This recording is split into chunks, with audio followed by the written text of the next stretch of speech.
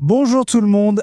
Alors, aujourd'hui, on va plonger dans un sujet plutôt gourmand. Et oui, nous allons apprendre le vocabulaire des sucreries et des boissons, et tout ça en français bien sûr. C'est parti. Commençons par la base, c'est-à-dire les sucreries. On a d'abord le sucre, ensuite on trouve le morceau de sucre, très pratique pour le café, et enfin le miel, toujours parfait pour adoucir la gorge, n'est-ce pas ? Allez, on passe à un grand favori de notre enfance, les bonbons. On retrouve d'abord le mot général, les bonbons, puis la fameuse sucette et bien sûr l'incontournable chewing-gum. Ah, voici la meilleure partie. On passe au chocolat. Le terme général, c'est tout simplement le chocolat. Quand on parle d'une tablette entière, on dit la plaque de chocolat. Et il ne faut surtout pas oublier le petit papier qui l'entoure, qu'on appelle l'emballage. Ensuite, on jette un œil au dessert, un peu comme si on entrait dans une vraie boulangerie française. On a le grand classique, le gâteau. Sur le dessus, il y a très souvent le glaçage. Pour le petit creux de l'après-midi, on prend un biscuit. On a aussi la délicieuse tarte. Et enfin, le fameux beignet. Miaou. Et pour se rafraîchir un petit peu, voici les glaces. Le mot principal, c'est la glace, tout simplement.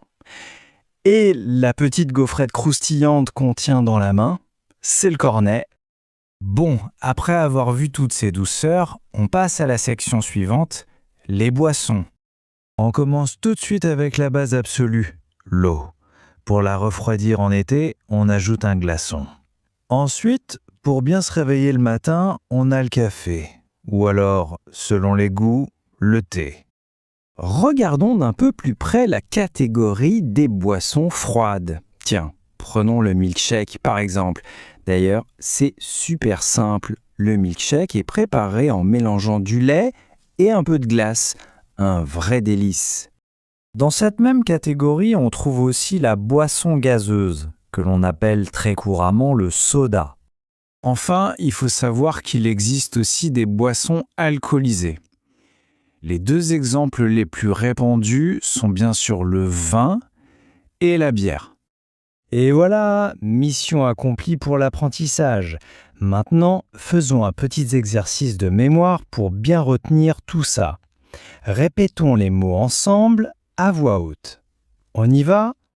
Le sucre, le miel, les bonbons, la sucette, le chocolat, le gâteau et la tarte. On continue la glace, l'eau, le café, le thé, le milkshake et enfin le soda. C'est pas absolument parfait, un grand bravo pour cet effort. Il faut vraiment continuer à apprendre le français avec cette même curiosité et ce plaisir.